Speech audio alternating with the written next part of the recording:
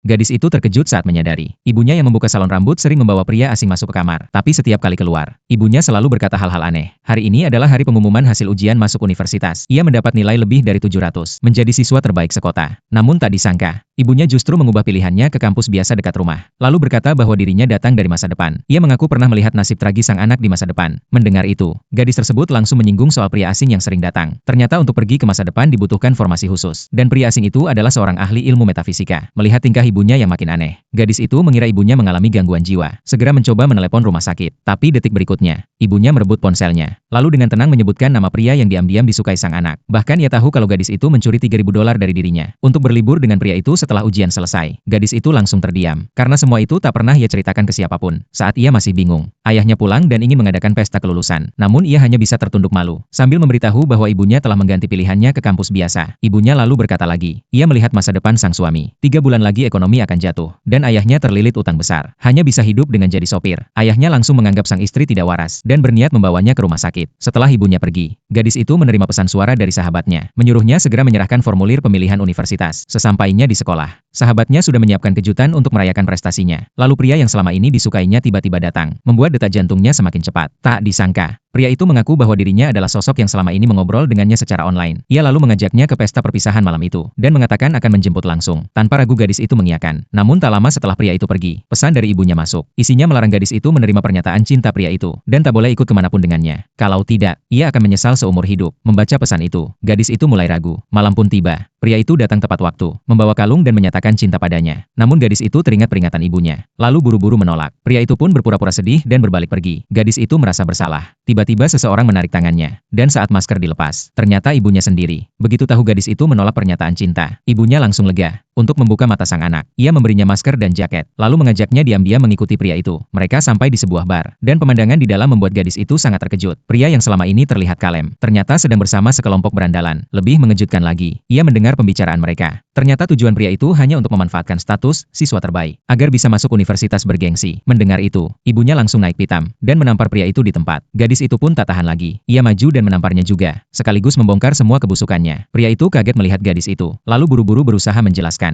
Tapi sang ibu tak ingin mendengarkan. Ia langsung menggandeng putrinya pergi. Sesampainya di salon, gadis itu akhirnya percaya pada ucapan ibunya. Namun tak lama kemudian, pria asing itu muncul lagi. Setelah saling pandang dengan ibunya, ia langsung masuk ke kamar. Melihat itu, gadis itu mulai curiga. Apakah ibunya benar-benar bisa melihat masa depan? Untuk mencari tahu kebenaran, ia memberanikan diri membuka pintu kamar. Tapi pemandangan di dalam membuat matanya membelalak lebar.